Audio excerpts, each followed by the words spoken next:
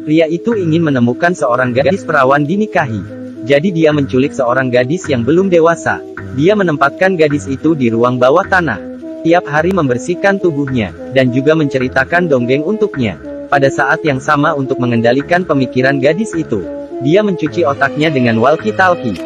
Patuhi aku, patuhi aku, patuhi aku.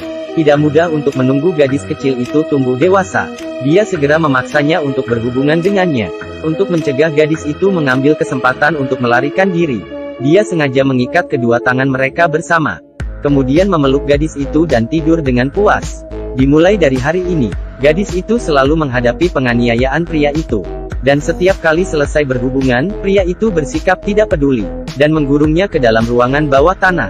Setelah pria itu pergi, ekspresi menawan dari gadis itu tiba-tiba menjadi dingin. Dalam penahanan yang berkepanjangan, pria itu berpikir dia sudah berhasil mengendali gadis itu. Dan apa yang dia tidak tahu adalah, gadis kecil itu terus menunggu kesempatan. Dia tidak pernah menyerah ide untuk melarikan diri. Jika dia tidak pergi ke sekolah sendirian 5 tahun lalu, atau berjalan di jalan sepi itu, mungkin masa kecilnya akan dihabiskan dengan bahagia. Dia baru berusia 8 tahun pada waktu itu. Walaupun kecil, dia memiliki pemikiran dewasa. Demi menarik perhatian pria itu, dia meminta pria itu untuk memberinya ciuman selamat malam. Ini membuat pria itu sangat bingung. Dia juga meletakkan makanan di pergelangan tangannya menyamar sebagai luka, agar pria itu membawanya pergi ke rumah sakit. Dan trik kecil ini tidak bisa menipu pria itu sama sekali. Demi membuat gadis itu menyerah, dia memperlihatkan pintu besi yang mengurungnya. Pintu besi itu terbuat dari baja dan sangat kuat. Meskipun dia berteriak, tidak ada yang akan mendengarkan. Gadis itu melihat tidak ada harapan untuk melarikan diri. Jadi dia mencoba untuk melawan. Tapi bagaimana bisa tubuh kecilnya melawan pria yang kuat? Untuk menghukum gadis itu, pria itu menghentikan jatah makannya.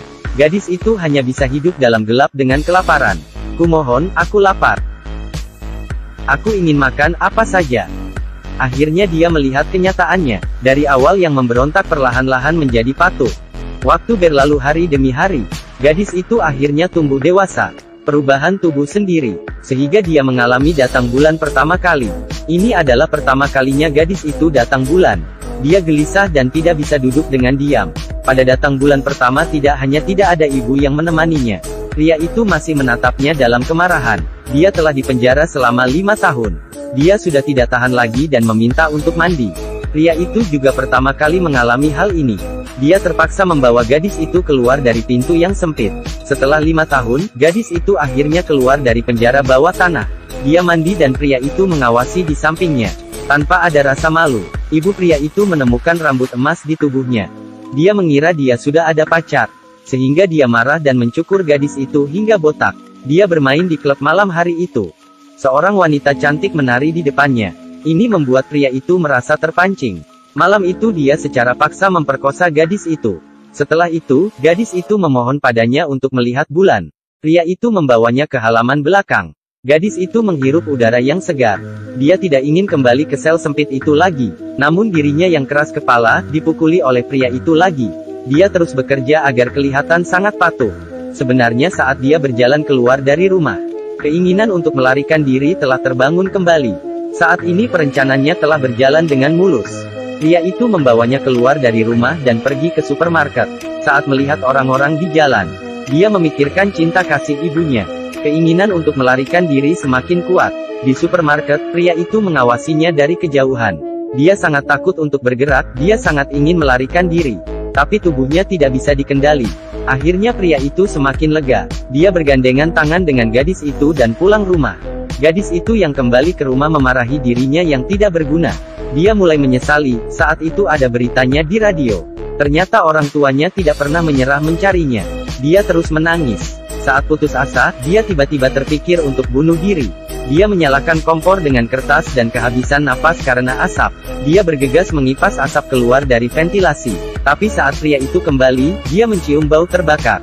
Sehingga dia memukulnya lagi. Mulai hari ini dia bekerja keras setiap hari. Seperti seekor kucing yang patuh sehingga membingungkan pria itu. Pria itu yang sudah tidak curiga, kembali membawanya pergi bermain ski. Di tempat bermain ski, dia mendapatkan kesempatan kedua kali untuk melarikan diri. Kali ini dia memberitahu diri sendiri agar tidak gagal lagi. Gadis ini berpura-pura masuk ke kamar mandi. Tiba-tiba terdengar suara di luar. Gadis itu memakai celana dan segera keluar. Rupanya seorang wanita sedang berdandan di depan cermin. Dalam keraguan gadis itu berjalan mendekatinya. "Selamatkan aku Natasha yang diculik." Ternyata gadis ini sudah diculik selama 8 tahun. Di dalam waktu 8 tahun, dia mulai dari tinggal di ruang bawah tanah yang gelap. Kemudian pria yang sudah tidak mencurigainya membawanya pergi ke tempat bermain ski. Gadis itu mengira dia akan diselamatkan kali ini. Tapi wanita itu adalah orang asing. Tidak mengerti apa yang dia katakan. Saat wanita itu keluar dari pintu kamar mandi, pria itu merasakan ada yang salah dari ekspresi wanita itu. Dia membawa gadis itu pulang rumah. Mobil tiba-tiba mogok. Gadis itu dipukuli lagi. Gadis itu menulis kejadian pemukulan pada kertas. Hingga saat ini sudah hampir mengisi seluruh kotak. Hari ini adalah hari Natal. Pria yang selalu memukulinya membelikannya gaun baru, bahkan menari di dalam kamar bersamanya. Dan gadis itu sudah terbiasa mendiamkan diri.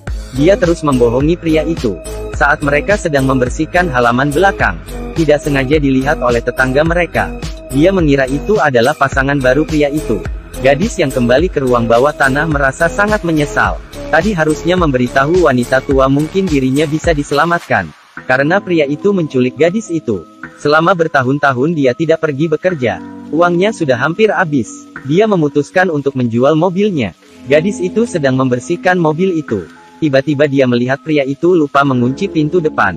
Saat itu pria itu datang untuk menggodanya. Tiba-tiba orang yang ingin membeli mobil menelponnya. Suara napasnya mengganggu pria itu yang sedang bertelepon. Pria itu baru saja masuk ke dalam rumah. Gadis itu mengambil kesempatan ini. Akhirnya dia mulai melarikan diri. Dia berhasil keluar dari tempat yang mengurungnya selama 8 tahun. Dia berlari sekuat tenaga. Saat pria itu keluar, gadis itu sudah melarikan diri. Gadis itu datang ke rumah seorang wanita. Dia memberitahu wanita itu bahwa dirinya diculik. Hari ini sudah hari ke-3096. Akhirnya polisi datang. "Nama saya adalah Natasha. Saya diculik 8 tahun lalu." Ibu gadis itu menerima telepon dari polisi. Dia dan suaminya pergi ke kantor polisi.